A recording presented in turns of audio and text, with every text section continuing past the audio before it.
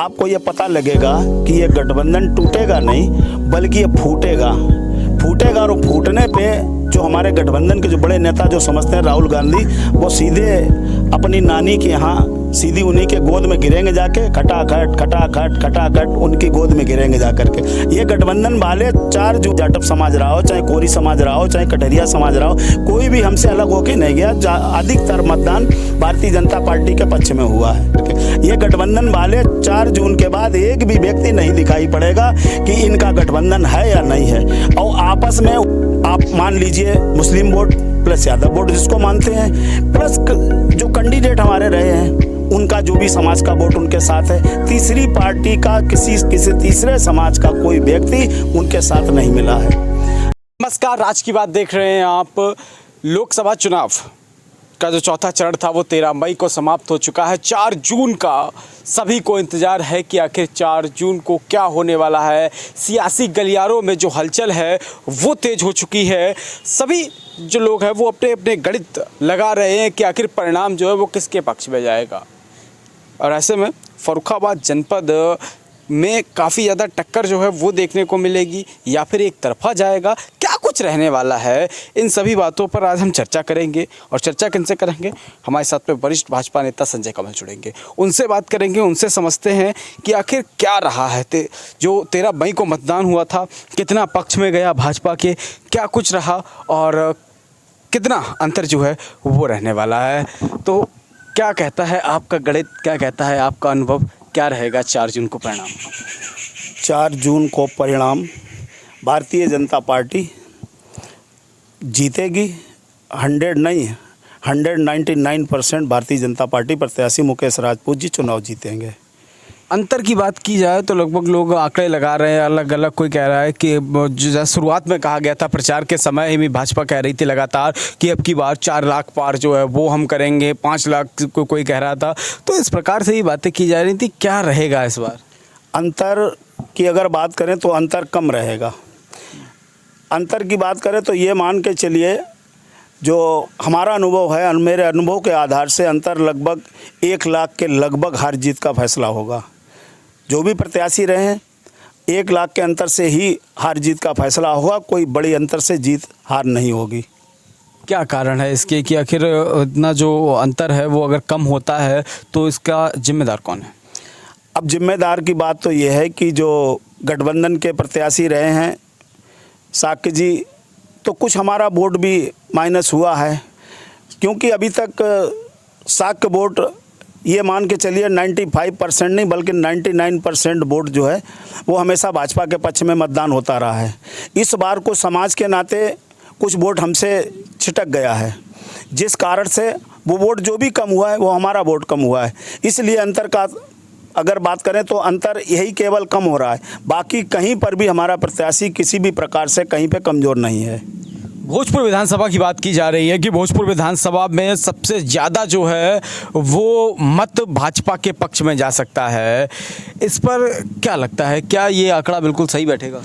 Bharatiya Janata party एक ऐसी party है जिसमें हर समाज का वोट, चाहे किसी समाज का हो, वाल्मीकि समाज से लेकर ब्राह्मण समाज तक भारतीय जनता पार्टी को पसंद करता है।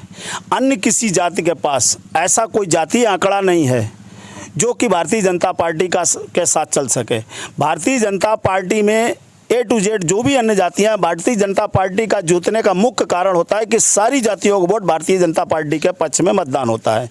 अन्य पार्टियों में समाजवादी पार्टी, आप मान लीजिए मुस्लिम वोट प्लस यादव वोट जिसको मानते हैं, प्लस जो कैंडिडेट हमारे रहे हैं उनका जो भी समाज का वोट उनके साथ है। तीसरी पार्टी का किसी तीसरे समाज का कोई व्यक्ति उनके साथ नहीं मिला है। भारतीय जनता पार्टी के पास हर समाज का वोट है, ऐसा कोई समाज नहीं है जो भारतीय जनता पार्टी से अलग जा रहा है। ब्राह्मण समाज की आपने बात की है, ब्राह्मण चेहरा भी, ब्राह्मण प्रत्याशी भी है क्रांति पांडे बसपा से। क्या लगता है कहाँ तक क्या असर डालेंगे, कितना जो वोट है वो उन्हें मिल पाए?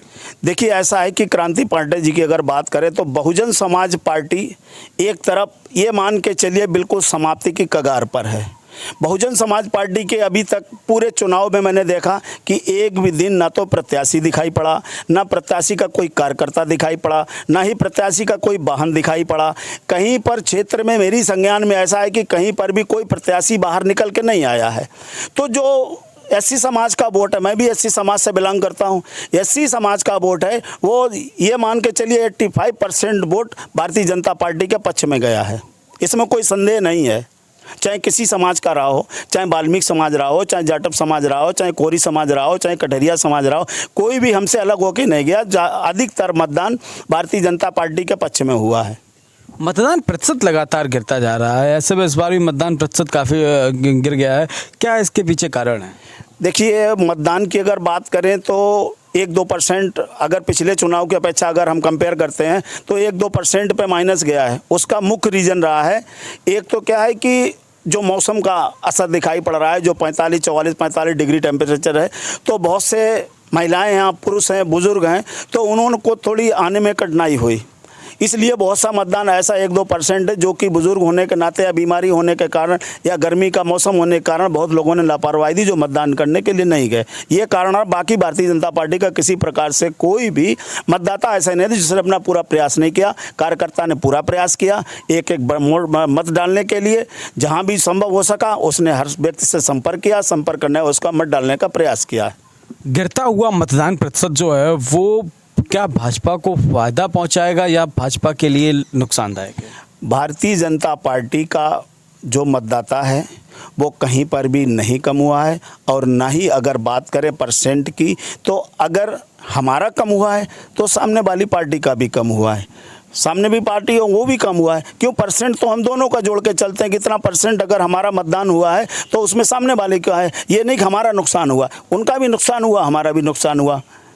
बिल्कुल, निश्चित तौर पर ये बता दें अपने दर्शकों को कि जरारी जैसे गांव जो हुए थे जिसमें 70 से 80% मतदान हुआ करता था, उसमें इस बार महज 38% जो है मतदान वो हुआ है, और ऐसा नहीं है। और अगर वहीं भाजपा की बात करी जाए तो कोहनी नगला सांसद की जो ससुराल हुआ करते 91% तक मतदान वहां पर पहुंचा है। तो इस प्रकार से कहीं कम कहीं ज़्यादा हुआ है, लेकिन अब इसका जो फलस्वरूप जो इसके परिणाम है वो ये आएंगे निकल कर कि इसका जो फ़ायदा है वो कहीं ना कहीं थोड़ा बहुत भाजपा के ही खाते में जाता हुआ नज़र आ रहा है। भोजपुर विधानसभा तो सॉलिड है आपकी, भोजपुर विधानसभा। अब सदर में क्योंकि मतदान प्रतिशत भी सबसे कम हुआ है और सदर में जो लोग थे वो काफ़ी ज़्यादा कुछ नाराज़गी भी उन्होंने जताई थी प्रत्याशी को लेकर, तो क्या कुछ है सदर का देखने को मिलेगा? देखिए, सदर में कुछ स्थितियां जो सामने संज्ञान में आई हैं, तो सदर की स्थितियां पल पल पर अप डाउन होती रहीं। कहीं पे कोई जा रहा है, कहीं पे कोई जा रहा है, लेकिन ऐसी कोई बात मेरे संज्ञान में नहीं है कि अगर कहीं पे भाजपा का वोट कहीं पे माइनस हो रहा है या कहीं दूसरे का प्लस हो रहा है, ऐसा कुछ संज्ञान में नहीं है मेरे। लेकिन हम कहीं पर भी किसी विधानसभा में कमज़ोर नहीं हैं, क्योंकि जो इंडिया गठबंधन के प्रत्याशी हैं 4 जून को आपको ये पता लगेगा कि ये गठबंधन टूटेगा नहीं बल्कि ये फूटेगा। और फूटने पे जो हमारे गठबंधन के जो बड़े नेता जो समझते हैं राहुल गांधी, वो सीधे अपनी नानी के यहाँ सीधी उन्हीं के गोद में गिरेंगे जाके, खटाखट उनकी गोद में गिरेंगे जा करके। ये गठबंधन वाले 4 जून के बाद एक भी व्यक्ति नहीं दिखाई पड़ेगा कि इनका गठबंधन है या नहीं है, और आपस में उठापटक भी होगी। वो कहेंगे कि तुम्हारी पार्टी ने मेरे को वोट नहीं, वो कहीं मेरी पार्टी ने तुम्हारे को वोट नहीं दिया। पिछले चुनाव में देखा मैंने, सपा बसपा का गठबंधन रहा, ठीक है, सपा की 5 रह गई, बसपा की 7 हो गई। अब पता चला बहन जी फिर भी कह रही हैं कि यादवों ने हमको वोट नहीं दिया है। तो गठबंधन के पास वोट है कहाँ पर जो वोट आपको देंगे? तो 4 जून को यह परिणाम बताएगा कि यह भी सड़क पे उठापटक होनी है, ये पक्का है। और गठबंधन 4 जून तक है। 4 जून के बाद कोई गठबंधन नहीं बल्कि ठगबंधन दिखाई पड़ेगा। ये स्वार्थी सारे नेता हैं जो कि स्वार्थ के लिए, ये चोरों की बहुत समझिए थोड़ी देर के लिए, ये केवल लूटने के लिए इकट्ठे हुए हैं, बाद बाकी कुछ नहीं। राष्ट्र के लिए कोई नहीं समर्पित है।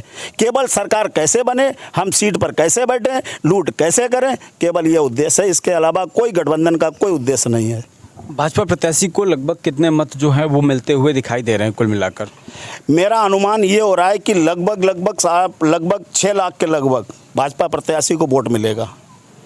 6 लाख के समथिंग जो है भाजपा प्रत्याशी को वोट मिलेगा, इससे कम नहीं मिलेगा। पांचों विधानसभा। वही बात की जाए इंडिया गठबंधन के प्रत्याशी, तो वो कितने पे सिमटते नजर आ रहे हैं? वो ये मान के चलिए समथिंग 4 लाख के लगभग। चलो, बाकी के जो वो है वो 4 लाख बाकी लोग जो है बसपा है, नोटा है, वो सब हाँ उसी में काउंट कर लीजिए आप। 4 लाख के लगभग जो है, 4 लाख से अंदर ही समेट होगी जा करके समाजवादी पार्टी के प्रत्याशी को। कुल मिलाकर जो अंतर है वो लगभग 1 लाख का रह सकता है। 1 लाख के अंदर ही अंदर जो विजेता हैं वो हो जाएंगे और निश्चित तौर पर जीत भाजपा की। बिल्कुल 101% नहीं, 199.9% भाजपा के प्रत्याशी मुकेश राजपूत जी चुनाव जीतेंगे। बहुत बहुत धन्यवाद हमारे साथ में जुड़ने के लिए। तो ये थे हमारे साथ में वरिष्ठ भाजपा नेता संजय कमल जी। इनसे हमने जाना, इनके अनुभवों से जाना कि आखिर क्या कहता है फर्रुखाबाद जनपद का ये समीकरण कि आखिर 4 जून को क्या होने वाला है। जुड़े रहिएगा हमारे साथ पे, लगातार जो अपडेट है वो 4 जून को भी हम आपको देंगे। सीधे ग्राउंड जीरो से जुड़ेंगे और सबसे पहले कोशिश करेंगे कि क्या कुछ रहने वाला है। वीडियो जर्नलिस्ट शरद शर्मा के साथ शिवम शुक्ला, आज की बात।